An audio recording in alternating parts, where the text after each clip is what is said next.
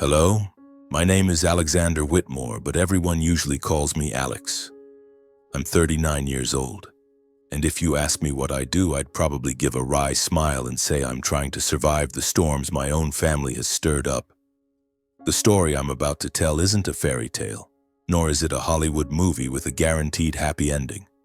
It's my life, a messy tangle of love, betrayal, and wounds that never heal. Sit down because I'm about to take you into my world where supermarkets aren't just places to shop, but battlegrounds of families, ambitions, and broken hearts. I grew up in a lavish mansion in Greenwich, Connecticut, where even the air seemed to carry the scent of money. The Whitmore family, my family, was a symbol of wealth and power. My father, Charles Whitmore, was the chairman and CEO of Whitmore Retail Group, a high-end supermarket empire spanning across America. If you've ever stepped into a Whitmore store, you'd see shelves gleaming under soft lighting, stocked with bottles of Bordeaux wine, boxes of cheese from Provence, and organic strawberries flown in from South America. Everything was perfect, from the way the light hit the artisanal jam jars to the meticulously trained smiles of the staff.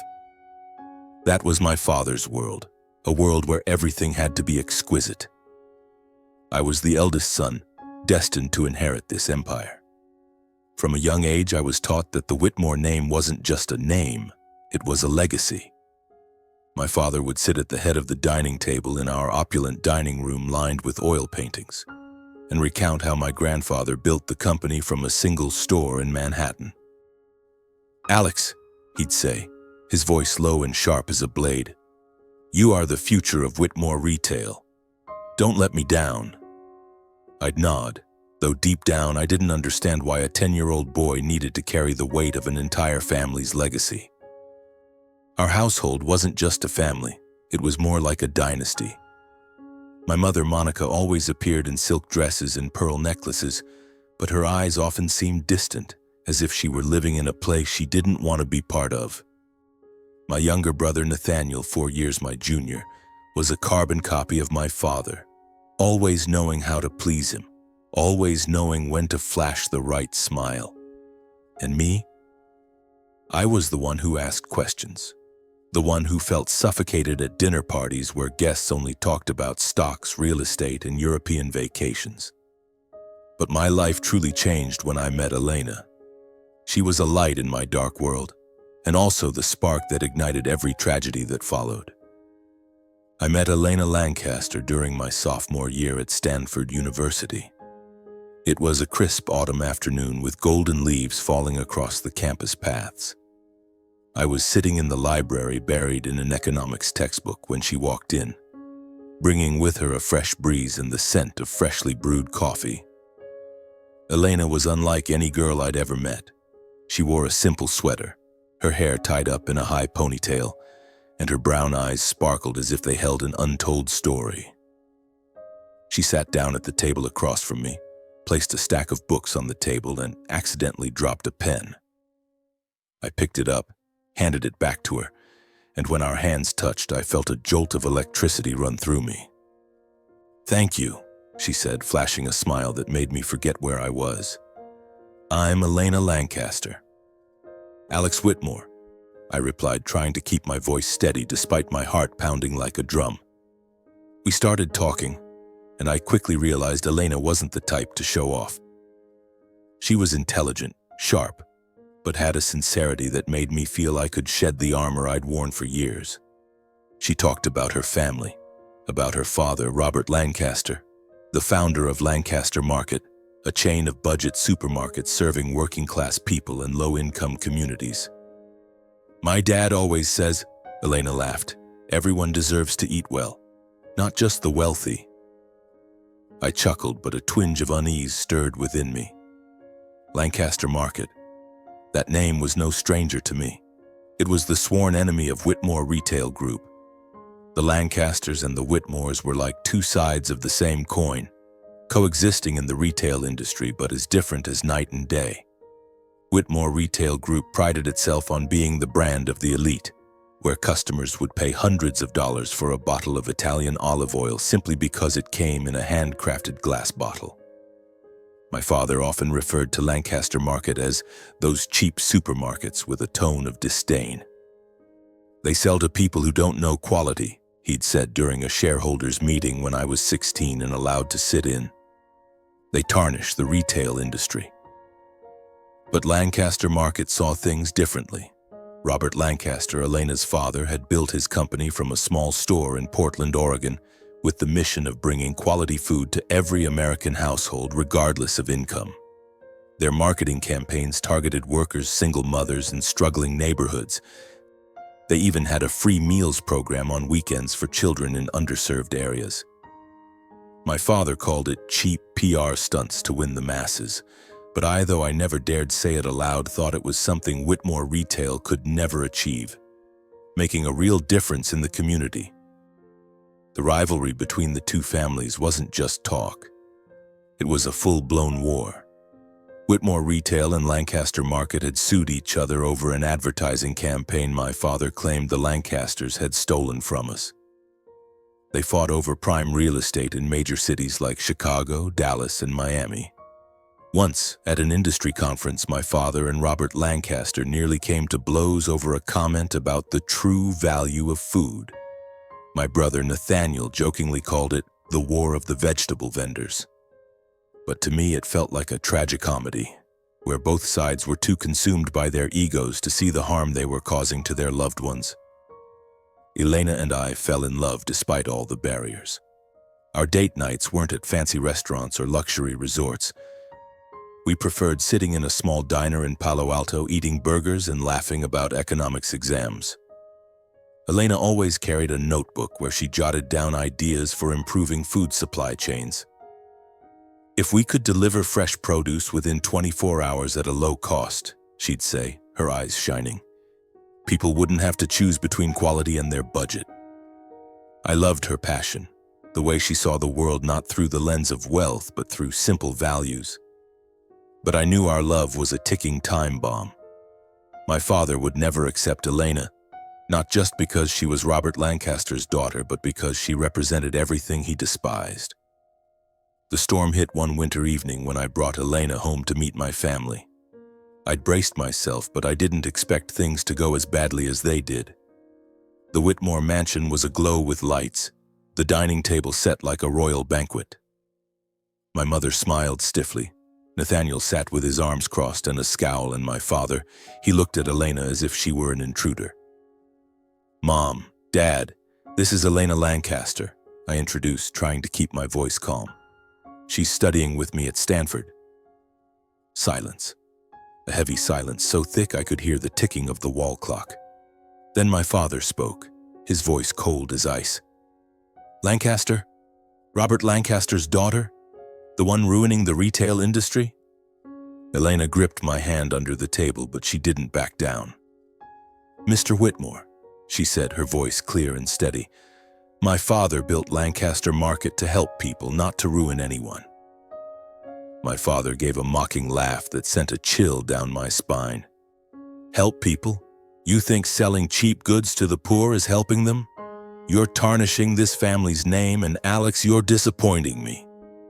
That evening ended in a horrific argument. My father stood up, pointed at me, and shouted, "If you choose this girl, you're no longer my son." Nathaniel sat silently, but I saw the corner of his mouth curl as if he were enjoying the drama. My mother just bowed her head, her hands clutching her napkin.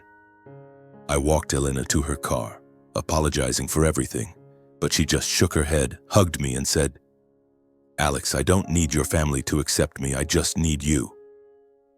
The weeks that followed were even worse. My father summoned me to his office at Whitmore Retail's headquarters in Manhattan. The room was vast, with windows overlooking New York's skyline, but the atmosphere inside felt like a prison. He sat behind his desk, his eyes cold and piercing. "I've made my decision," he said. "Nathaniel will inherit the company. You're no longer in the plan." I stood there, feeling the floor collapse beneath me. "Because of Elena?" I asked, my voice hoarse. "Because you've betrayed this family," he replied. "You chose the daughter of our enemy, a girl unworthy of the Whitmore name. From now on, you're on your own." I left the office, my mind reeling. I'd lost my place in the company, my father's approval, and perhaps my entire family. But when I called Elena and heard her warm voice over the phone, I knew I'd made the right choice. She was my home, the place where I belonged. In the meantime, I visited the Lancaster family in Portland, Oregon. Their home was in the suburbs, a modest wooden house with a small garden full of vegetables. Robert Lancaster, Elena's father, welcomed me like an old friend. He wore a worn-out shirt, his hands calloused from years of working in the store. "Alex," he said, placing a hand on my shoulder, "you love my daughter, and that's enough. I don't care if you're Charles Whitmore's son or anyone else. You're family." I looked at him, then at Elena standing beside him, and for the first time in my life, I felt truly accepted. But deep down, I knew the war between the Whitmores and the Lancasters wasn't just about business. It was personal, and I was standing on the dividing line. My story is just beginning, because this isn't just a story about supermarkets, money, or power. It's a story about hearts, choices, and the price you pay when you dare to live true to yourself. I stood in front of the mirror in our small Seattle apartment, trying to tie my tie with hands still trembling from memories. It had been 3 years since that fateful evening when my father disowned me, when Nathaniel became the heir to Whitmore Retail Group, and when I chose Elena over the family legacy. 3 years, yet every time I looked in the mirror, I could still see my father's eyes, cold, piercing, as if he were judging me from afar. I didn't join Lancaster Market despite Robert Lancaster, Elena's father, offering me a position multiple times. "You have talent. You could help us bring good food to more people," he said during one of my visits to their home in Portland. But I declined. I wanted to stand on my own, not be known as the son-in-law propped up by his wife's family. Or perhaps deep down I refused because I still felt a pang of guilt. Joining Lancaster Market would feel like betraying my own father, and I wasn't ready for that, at least not at the time. So I chose a different path. I joined Fresh Route, a small logistics startup in Seattle focused on fresh food supply chains. My job was to figure out how to get vegetables, fruits, and fresh meat from farms to consumers within 24 hours at the lowest possible cost. It was grueling work with long days in a stuffy office and late nights crunching data. But I loved it. I loved the feeling of creating something meaningful. Working with people who didn't care whose son I was, only what I could do. Elena and I got married on a spring afternoon about 3 years after we graduated. The wedding took place in a small church on the outskirts of Portland. There were no lavish receptions, no guests in Armani suits or glittering ball gowns. Just the Lancaster family, a few close friends from Stanford, and a priest with a kind smile. Robert walked Elena down the aisle, his eyes shining with pride and a touch of sadness. "You're my son now, Alex," he whispered as he hugged me after the ceremony. "Take care of her." No one from the Whitmore family showed up. I had sent an invitation, though I knew in my heart they wouldn't come. My mother sent a brief text. "Wishing you happiness, Alex, I'm sorry." My father said nothing. Nathaniel posted a photo on social media raising a glass of wine at a party in the Hamptons with the caption, "Congrats to my brother on his big day, choosing love over family." I read it, feeling a stab in my chest, but I didn't respond. I'd learned that sometimes silence is the strongest reply. Seattle, where Elena and I settled, is a city with a mild climate surrounded by lush nature. Our apartment was on the 5th floor of a modern building with windows overlooking Puget Sound. It wasn't as grand as the Greenwich Mansion, but it was ours. I still remember the day we moved in, Elena standing amid a pile of cardboard boxes, hands on her hips, laughing. "Alex, we have a kitchen table. A real kitchen table." I laughed, pulled her into my arms, and we stood there, surrounded by chaos, happier than ever. 2 years later, Olivia was born. She was a miniature version of Elena, big brown eyes, a radiant smile, and a stubborn streak that both charmed and exasperated me. When Olivia was 3, Marcus arrived, a quiet boy with eyes just like mine. Watching our 2 children play on the living room floor, I felt like I'd found the true meaning of life. It wasn't the gleaming shelves of Whitmore retail, the revenue numbers, or the million-dollar deals. It was these moments. Olivia's laughter as I pushed her on a swing, Marcus babbling "Papa" as I lifted him into my arms. Elena was the soul of our family. She worked part-time for a nonprofit helping underserved communities access fresh food. In the evenings, she'd sit at the kitchen table writing or discussing new ideas for Fresh Route with me. "If we could cut transportation costs by another 10%, she'd say, her eyes sparkling, "we could get fresh carrots to even the poorest neighborhoods." I loved how she always thought of others, how she turned the simplest things into something extraordinary. But not everything was perfect. Despite my efforts to cut ties with the Whitmores, their shadow loomed over my life. My mother called occasionally, her voice laced with guilt but never daring to go too far. "Alex, are you doing okay? How are the kids?" she'd ask, and I'd answer briefly, knowing she'd never stand up to my father. Nathaniel was different. He seemed to relish reminding me I'd been cast out of the family. Once he sent me an article about Whitmore retail with a message. "Look at what you're missing. We just opened 5 new stores in California. Too bad for you." I didn't reply, but his words still cut deep. Not because I regretted leaving my father's empire, but because a small part of me still hoped my family would change. I wrote letters to my mother, sending photos of Olivia and Marcus, sharing stories about our life in Seattle. But those letters rarely got a response. Once my mother sent a birthday card for Olivia with a $10,000 check. I returned it with a note. "Thank you, Mom, but we don't need the money. We're happy." Life at Fresh Route wasn't always easy. Our startup was small, competing with giants in the logistics industry. Some weeks I worked 80 hours, dozing off at my desk and coming home with dark circles under my eyes. But Elena was always there, with a hot cup of coffee and a smile. "You're doing something amazing, Alex," she'd say. "Every Fresh Route truck is a family eating fresh produce. Don't give up." And I didn't. We developed a real-time tracking system that cut delivery times from 48 hours to 24. Small farms began to trust us, and Fresh Route's revenue grew steadily. I wasn't making millions like my father, but I was proud that my work had meaning.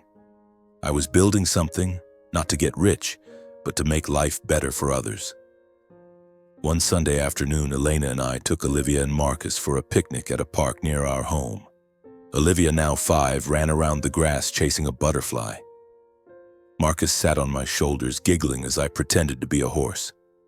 Elena lay on the picnic blanket reading a book, but occasionally looking up at us with a gentle smile. "You know," she said, "sometimes I think we've found paradise." I sat down beside her, pulling her into my arms. "My paradise is you," I said, and she laughed, playfully punching my shoulder. "So cheesy, Whitmore." It was a perfect moment, one of those you want to frame and keep forever.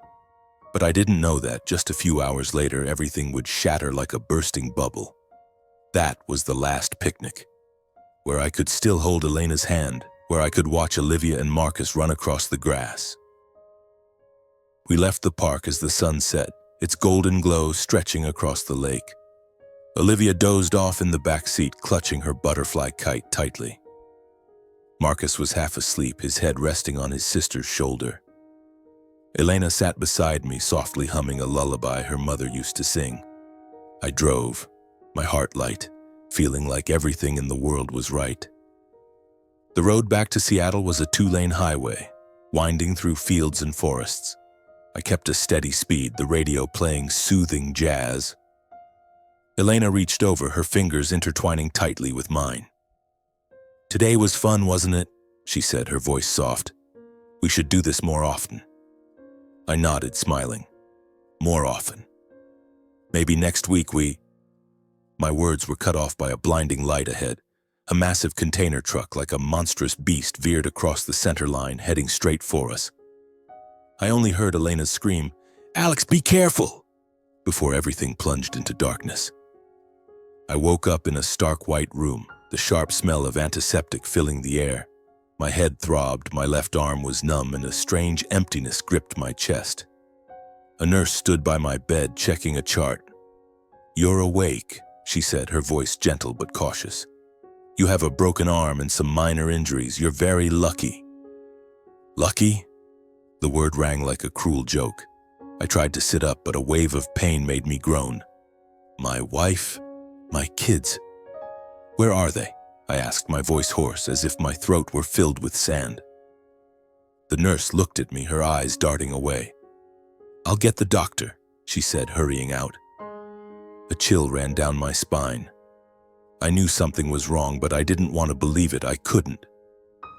The doctor entered, a middle-aged man with eyes full of compassion. He sat beside my bed, his voice low. "Mr. Whitmore, I'm so sorry. The accident, it was severe. Your wife and 2 children, they didn't make it." The world around me collapsed. I heard his words, but they weren't real. They couldn't be. Elena, the girl with a smile brighter than the sun, couldn't be gone. Olivia, my little girl with curly hair and a laugh that echoed, couldn't have vanished. Marcus, my tiny son who called Papa every time I walked into the room, couldn't be gone. "No," I whispered, shaking my head. "No, you're wrong. They're fine. They have to be." The doctor placed a hand on my shoulder, but I shoved it away. "Take me to them," I shouted, trying to stand despite the searing pain in my broken arm. "Where are they? Elena, Olivia, Marcus?" The nurse and doctor had to restrain me, injecting a sedative to keep me from hurting myself. I collapsed, tears streaming down my face, but no sound escaped my lips. Only a vast, cold void swallowed everything I had ever loved. The days that followed passed like a nightmare.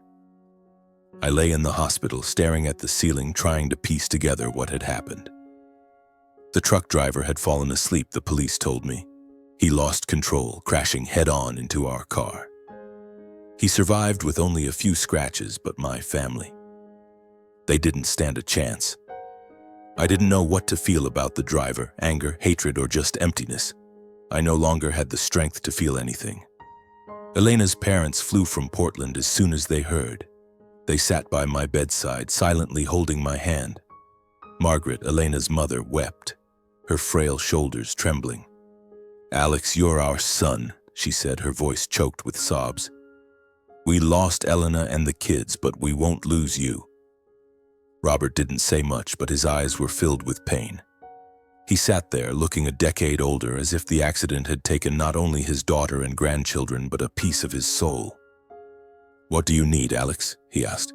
"Anything, just tell me." I didn't answer.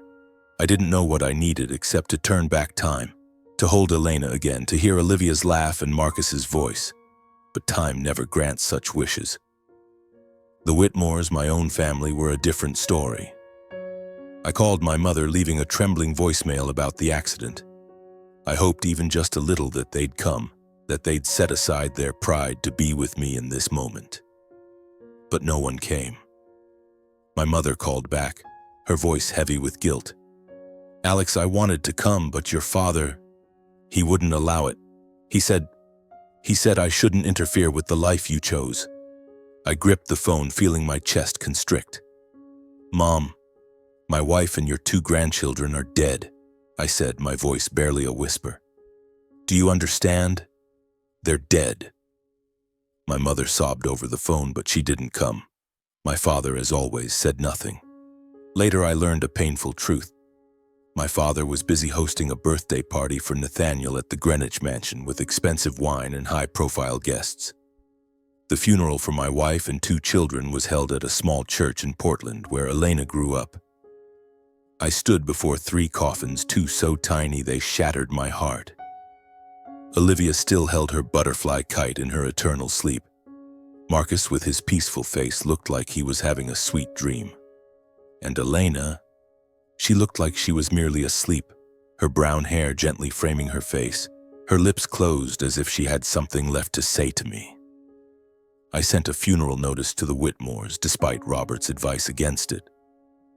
"They don't deserve it, Alex," he said, his voice thick with anger.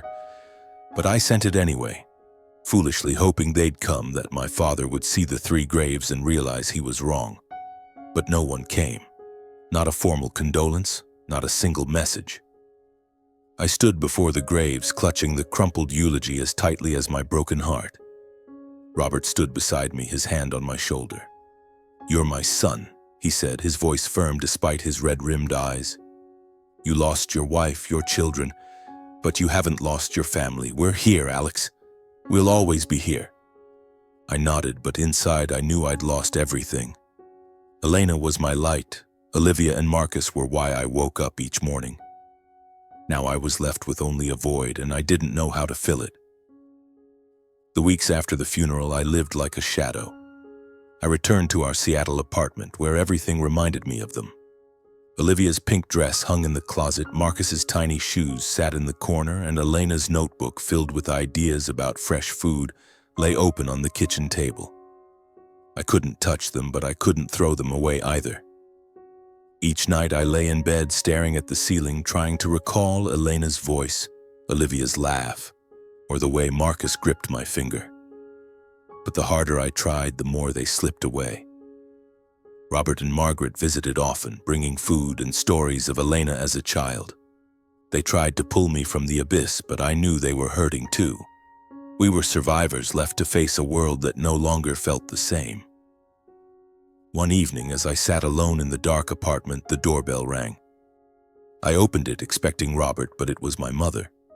She stood there in a long coat, her eyes red. "Alex," she said, her voice trembling. "I'm sorry I couldn't come to the funeral. Your father, he—" "Don't talk about him." I cut her off, my voice cold. "Why are you here?" She stepped inside, wrapping her arms around me, and I felt her trembling. "I wanted to see you," she whispered. "I wanted to know if you're okay." I didn't answer. I wasn't okay, and she knew it. But I let her stay because she was still my mother. We sat in silence, and for the first time I realized she too was a victim of my father, trapped in the gilded cage of the Whitmore family. But her presence couldn't ease my pain.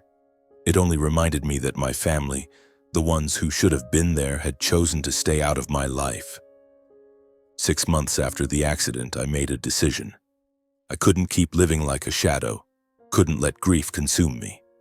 I stood before the mirror, staring into my own hollow eyes, and told myself, "Oh, you have to do something, Alex. For Elena, for Olivia, for Marcus." I wrote a final letter to my father, mother, and Nathaniel. It was brief, just a few lines. "I'm no longer part of the Whitmore family. Don't contact me again." I sent it and turned off my phone. I sold all the shares my grandfather had left me in Whitmore Retail Group. A substantial sum, but I didn't need it. Money couldn't buy back what I'd lost. What I needed was a cold, decisive plan for revenge. No mercy. Then I called Robert Lancaster. "Dad," I said, calling him that for the first time, "I want to join Lancaster Market. I want to carry on what Elena dreamed of." Robert was silent for a moment, then he spoke, his voice thick with emotion. "Welcome home, son." I moved to Portland a week later. Robert and Margaret welcomed me like a son returning from a war. Their wooden house was the same as ever, with its small garden full of vegetables and the faint smell of freshly baked bread in the air. Margaret hugged me tightly, tears streaming down her cheeks. "We'll get through this together, Alex," she said. "For Elena, for the kids." I nodded, but inside I knew I hadn't come here just to heal. I came to fight. Not only for Elena, but for myself.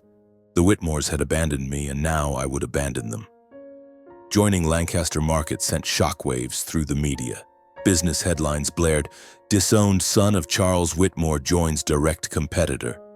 Some called me a traitor, others a maverick breaking tradition. I didn't care. I wasn't doing this for fame or to prove anything to the world. I was doing it for Elena, for Olivia, for Marcus, and to find meaning in a life that had been shattered. Robert brought me into the leadership team as Director of Strategic Development. Lancaster Market's office was in a modest building in Portland, devoid of the oil paintings or New York skyline views of Whitmore Retail's headquarters. But here, I felt a warmth and sincerity I'd never experienced in Greenwich. Employees called Robert Uncle Rob, and they worked not for money but for a shared belief in the company's mission. to bring good food to every American family. On my first day at Lancaster Market, I sat in a meeting room with Robert and the other directors. They looked at me with curiosity, some with skepticism. "You're Charles Whitmore's son," the finance director said, his tone guarded. "Why are you here?" I met his gaze without blinking. "I'm here because I believe in what Lancaster Market is doing, and because I want to carry on my wife's dream, bringing fresh, affordable food to everyone, not just the wealthy." The room fell silent. Then Robert smiled, placing a hand on my shoulder. "That's the answer I wanted to hear," he said. "Let's get to work, Alex." I threw myself into the job like a man running from his own shadow. Each morning I woke at 5, rereading Elena's notebook for inspiration from her ideas. I proposed a new strategy, leveraging the logistics technology I'd worked on at Fresh Route to build a fresh in 24 hours distribution system. The idea was simple but ambitious. Deliver fresh food from farms to stores within a day at the lowest cost possible. If successful, it would position Lancaster Market to compete directly with Whitmore retail, especially in major cities like Chicago, Miami, and Dallas, my father's untouchable strongholds. Robert backed me fully. "You can do this," he said during a late-night meeting. "Elena would be proud of you." Hearing her name made my heart clench, but I nodded, gripping my pen tightly. "I won't let you down, Dad," I said, and for the first time I felt I wasn't just working for Elena, but for myself, to prove I could stand tall without the Whitmore name. The Eat Well Without Being Wealthy campaign launched a few months later. It was my idea, inspired by the notes in Elena's notebook.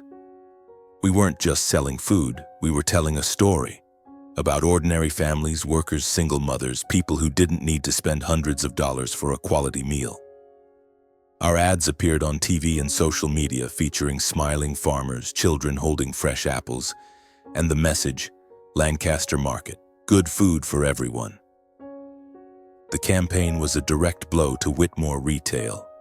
My father, with his philosophy of luxury goods for the elite, couldn't fathom why middle-class customers, once the backbone of Whitmore's revenue, were turning away. Articles began to compare the two. Lancaster Market is redefining food retail, while Whitmore retail is stuck in the past. I read those articles feeling a mix of pride and vindication, but my greater purpose was clear. I was doing this because I believed Elena was right. Everyone deserves to eat well, not just the rich. One evening, as I worked late in the office, my phone rang. It was Nathaniel. I hesitated but picked up. "Hey, big brother," his voice came through, cold and mocking. "Heard you're making waves at Lancaster Market. Congrats, trader." "Nathaniel," I said, struggling to stay calm, "if you're just calling to mock me, hang up." "Oh no," he sneered. "I just wanted to remind you that you're digging your own grave. Dad won't let this slide. You think you can beat Whitmore retail? You're wrong." I didn't respond. I hung up, but Nathaniel's words echoed in my mind. I knew my father. He wasn't just a businessman. He was someone who never forgave those who dared challenge him. And I, his eldest son, was now his greatest enemy. I sat in my small office at Lancaster Market's headquarters in Portland, the fluorescent light casting a glow over a desk cluttered with papers and charts. In front of me, a computer screen displayed the latest revenue data. Lancaster Market was growing, not in small steps, but in leaps and bounds. The Eat Well Without Being Wealthy campaign had shaken up the food retail market. Our stores in Chicago, Miami, and Dallas, cities once considered impregnable fortresses of Whitmore retail, were now teeming with customers. Housewives, workers, even those who had once been loyal to my father's upscale brand, were flocking to Lancaster Market for fresh, affordable produce. But I didn't let myself get complacent. Every night before bed, I opened Elena's notebook, rereading her slanted handwriting. "Fresh in 24 hours. Every family deserves it." Those words were the fire that kept me going, the reason I woke up each morning and threw myself into work like a man racing against time. I wasn't doing this to defeat my father, though a small part of me couldn't deny the satisfaction of seeing Whitmore Retail falter. I was doing this for Elena, for Olivia, for Marcus, and to prove that a person could live true to their values no matter the cost. Robert Lancaster called me into his office one autumn morning as golden leaves began to fall across Portland's streets. He sat behind his desk, his silver hair gleaming but his eyes as sharp as the day I first met him. "Alex," he said, sliding a folder across the table, "you've done what I never dared to dream. Lancaster Market is now a name on everyone's lips, but do you know what that means?" I looked at him, waiting. Robert smiled, but his smile carried a hint of concern. "It means Charles Whitmore won't sit idly by. He's losing market share, losing shareholders, and most importantly, he's losing his reputation. A man like Charles doesn't accept defeat." I nodded, unsurprised. I knew my father too well. He was the kind of man who would rather burn his empire to the ground than let it fall into someone else's hands. "I'm ready," I said, my voice steady. "If he wants a fight, I'll give him one." Robert looked at me, his gaze softening. "You remind me of Elena," he said. "She had that same look, the look of someone who never gives up." I clenched my fists, feeling my heart tighten. Every mention of Elena brought her image to mind, her radiant smile and sparkling eyes. But I didn't let my emotions pull me under. I had a mission, and I would see it through. Whitmore Retail began to crumble faster than I expected. Quarterly financial reports showed their revenue declining steadily, especially in cities where Lancaster Market had expanded. Their stores in Chicago and Dallas had to close, unable to compete with our prices and delivery speed. Middle-class customers, once captivated by Whitmore Retail's glamour, realized they didn't need to spend hundreds of dollars on a bottle of olive oil or imported cheese. They wanted fresh, affordable food, and Lancaster Market was delivering it. I drew on my experience from Fresh Route to optimize Lancaster Market's supply chain. The Fresh in 24 Hours system wasn't just a slogan, it was a revolution. We partnered with local farms using real-time tracking technology to ensure vegetables and fruits reached customers within a day of harvest. Suppliers, once hesitant to work with Lancaster Market for fear of retaliation from Whitmore Retail, were now lining up to sign contracts with us. They appreciated my transparent, efficient approach, and more importantly, they saw the potential in a company experiencing rapid growth. But not everyone was pleased. Nathaniel, my brother, began appearing in the media trying to salvage Whitmore Retail's image. In an interview on CNBC, he sat upright in an expensive suit, speaking with polished confidence. "Whitmore Retail isn't just a supermarket chain. We're a symbol of sophistication and quality. Competitors like Lancaster Market may attract customers with low prices, but they'll never match our class." I turned off the TV, an uneasy feeling settling in my chest. Nathaniel could say whatever he wanted on television, but numbers don't lie. Whitmore Retail was losing ground, and I knew they'd soon launch a counterattack. I just didn't expect it to come so quickly. One morning, as I reviewed revenue reports in my office, Robert walked in with a newspaper in hand. "You need to read this," he said, his voice tense. It was the Wall Street Journal with a bold headline, "Whitmore Retail accuses Lancaster Market of copyright infringement in advertising campaign." The article quoted my father, Charles Whitmore, alleging that our Eat Well Without Being Wealthy campaign had copied an old Whitmore Retail campaign. He announced plans to sue Lancaster Market, seeking millions in damages.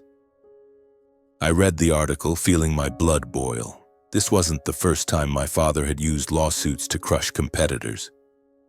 He'd done it to Lancaster Market years ago when Elena was a child, and now he was repeating history.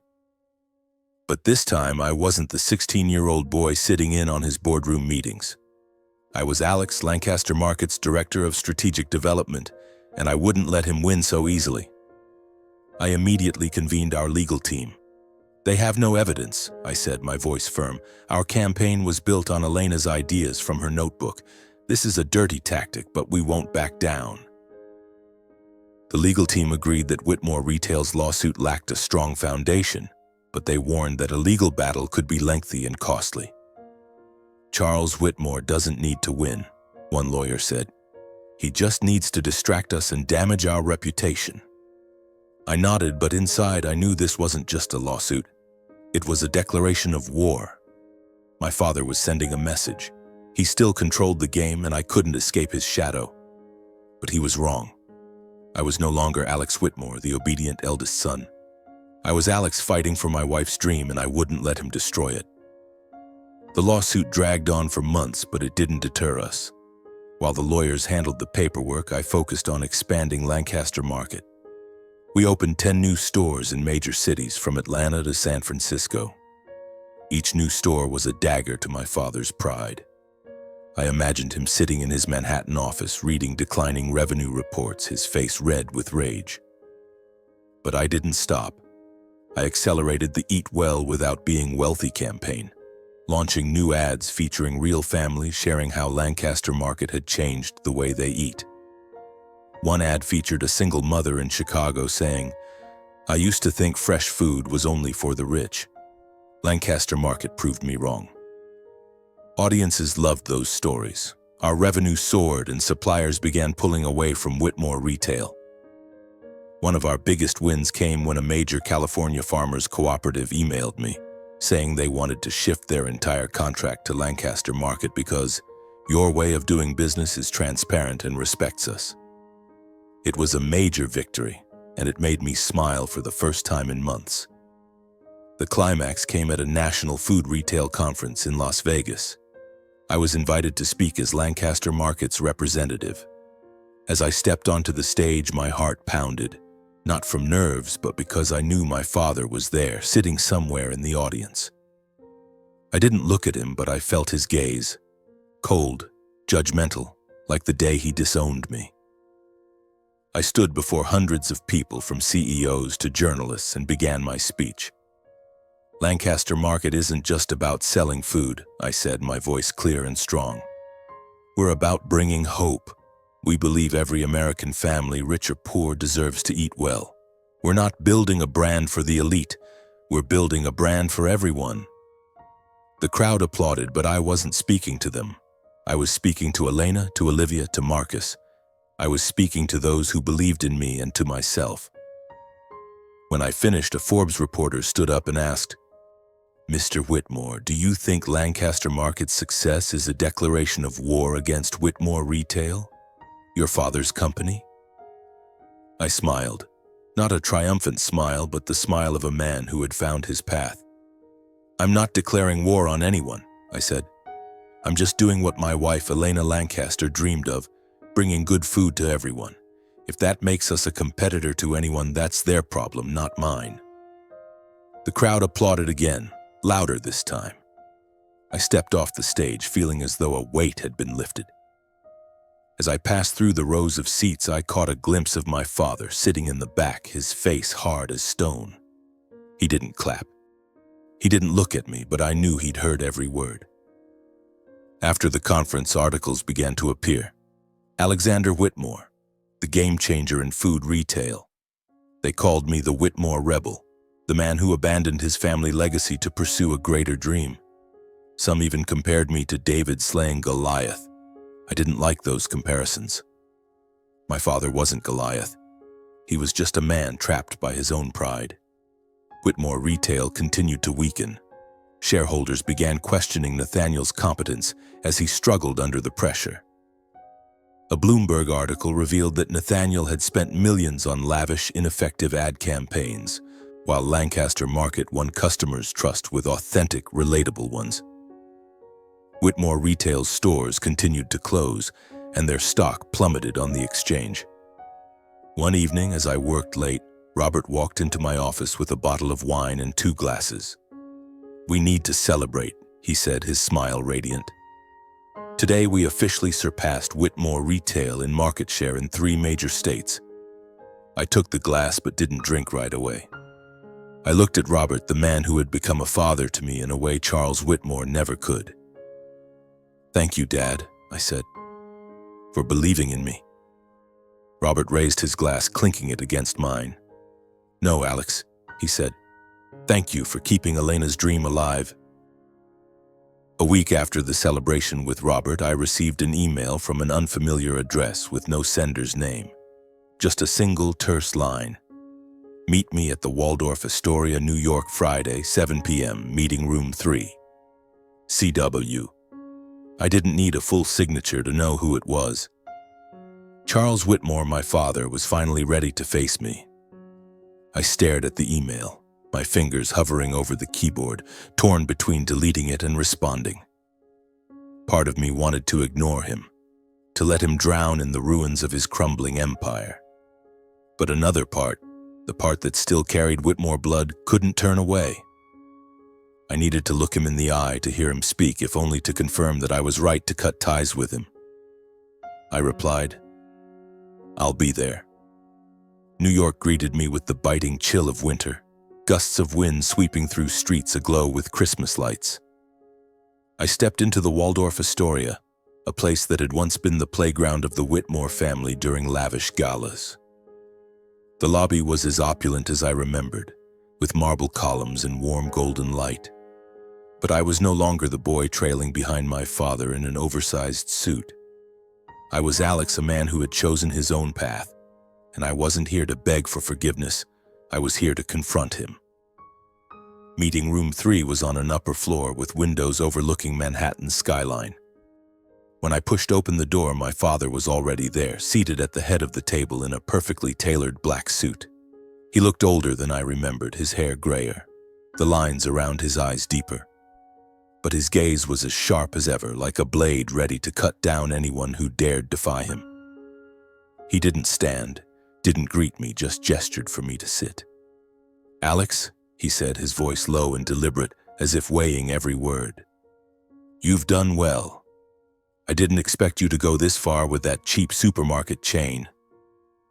I sat across from him, keeping my expression neutral. "Lancaster Market isn't cheap," I said. "We bring good food to everyone, something Whitmore Retail has never done." He gave a dry, mocking laugh that sent a shiver down my spine. "You still talk like a naive idealist, Alex? You think you're changing the world? You're just tearing down your family's legacy." I clenched my fists under the table, fighting the anger rising within me. "Legacy?" I asked, my voice low but sharp. "What's your legacy, Dad? An empire built on arrogance? A family you were willing to abandon for the sake of your ego?" He leaned forward, his eyes narrowing. "You dare talk to me about family? You're the one who betrayed us. You chose that Lancaster girl, that low-class supermarket chain, over Whitmore Retail. Did you think I'd stand by and watch you destroy everything I've built?" I met his gaze, unflinching. "I didn't destroy anything.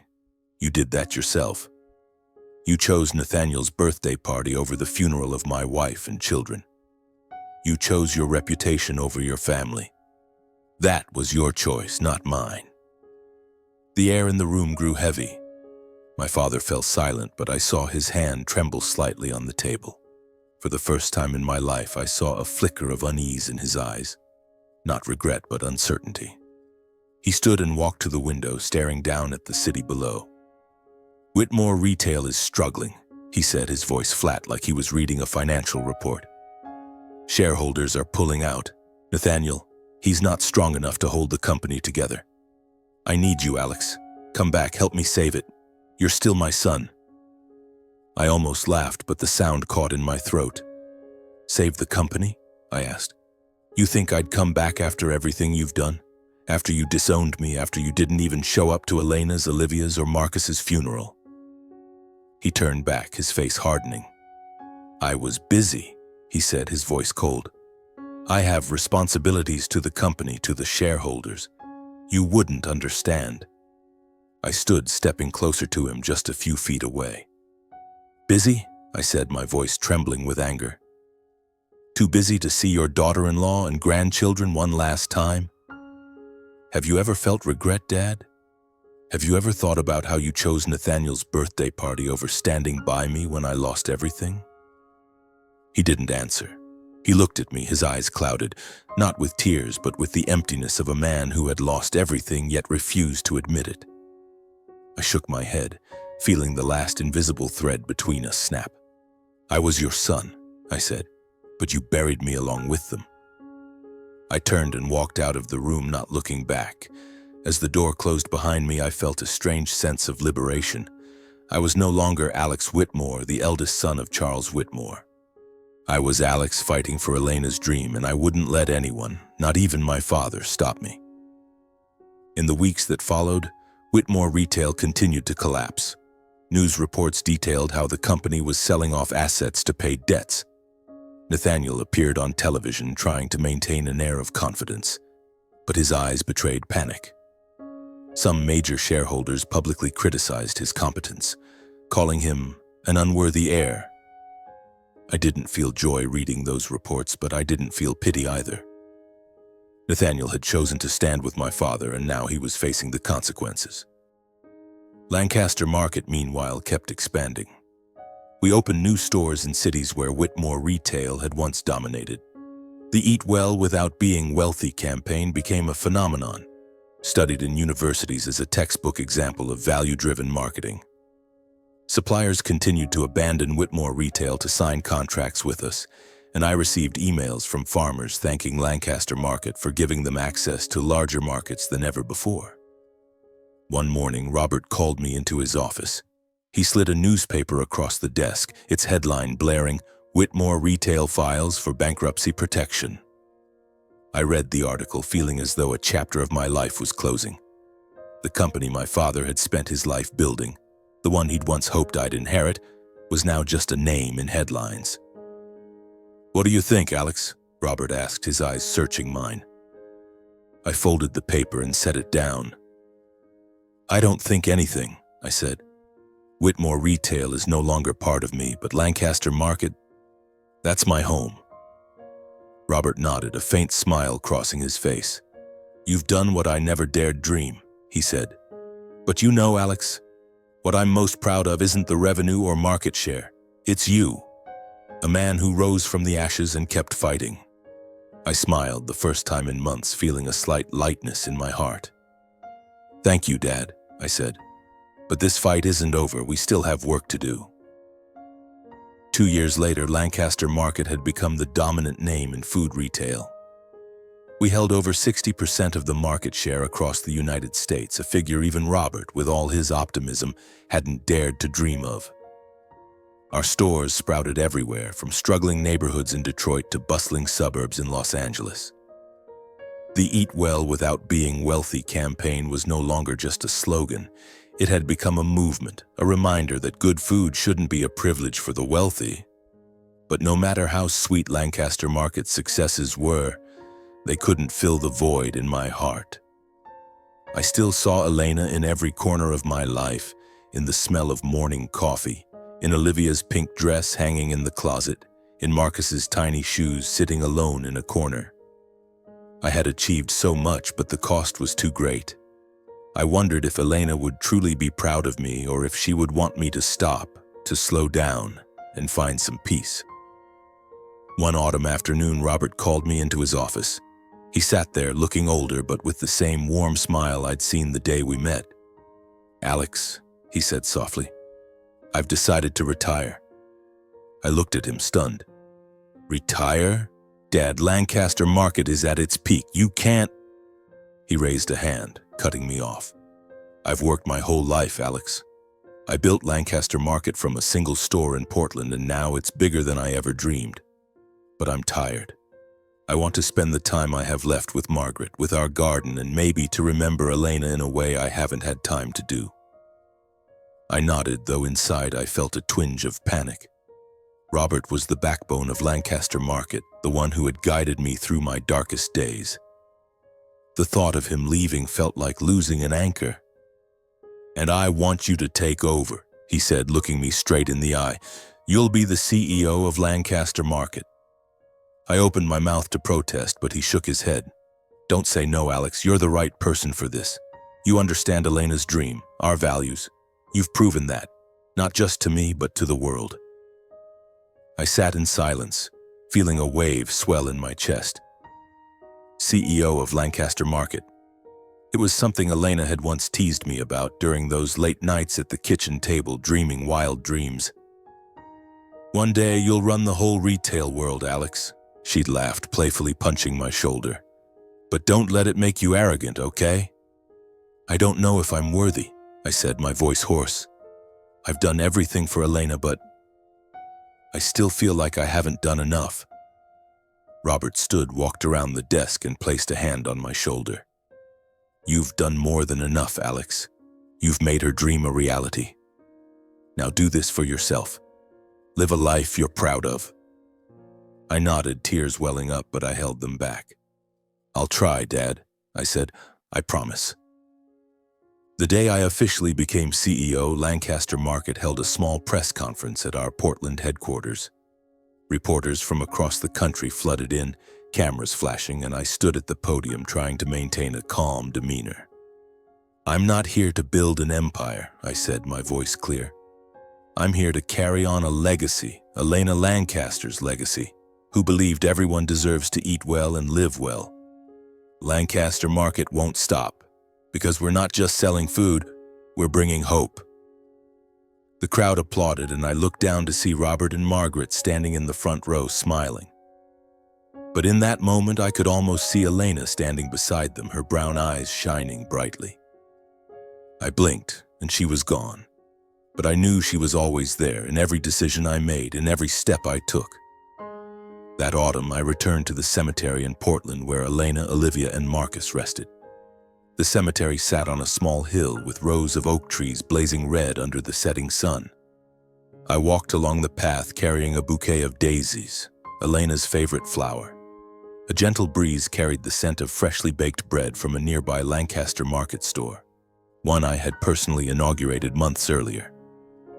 I knelt before the 3 graves, placing the daisies on each one. "I did it, Elena," I whispered, my voice soft enough for only the wind to hear. "Lancaster Market is for everyone now, just like you always wanted." I kept my promise. I touched Olivia's headstone, then Marcus's, feeling my heart constrict. "I wish you and the kids were here to see it." I sat there in silence, letting the memories flood back. Olivia's laughter as she chased her butterfly kite, the way Marcus gripped my finger when I held him. Elena's smile when she looked at me as if I were her entire world. Those memories were painful, but they were also my strength. They reminded me that I had lived, had loved, and no matter how great the loss, I still had a reason to keep going. A soft breeze swept through, carrying the scent of bread and a sense of peace I hadn't felt in years. I stood looking out at the hill where the sun was setting, painting the sky a brilliant orange. "Thank you, Elena," I whispered, "for giving me a reason to live." In the years that followed, Lancaster Market continued to grow, but I was no longer just a man driven by a fight. I learned to slow down, as Robert had advised. I spent time with him and Margaret, helping them tend their small garden in Portland. I started a charitable foundation in Elena's name, providing free food to children in underserved neighborhoods. Every time I saw a child holding a fresh apple and smiling, I saw Olivia, I saw Marcus, and I knew I was doing the right thing. As for the Whitmores, I cut off all contact. I heard my father had left New York, moving to a small house in the suburbs after Whitmore Retail's bankruptcy. Nathaniel tried to launch a new company but failed. My mother sent letters occasionally, but I didn't respond. Not because I couldn't forgive, but because I had found a new family. The Lancasters, the people who believed in me and the family of dreams I was living. My story ends here, but my life doesn't. Each day I wake up carrying Elena, Olivia, and Marcus in my heart. I walk into the office watching Lancaster Market's employees work with passion, and I know I've found my purpose. I'm no longer Alex Whitmore, the eldest son of an empire. I'm Alex, a man who lost everything but found himself again, who turned pain into hope, and who will keep living, for those I love and for myself.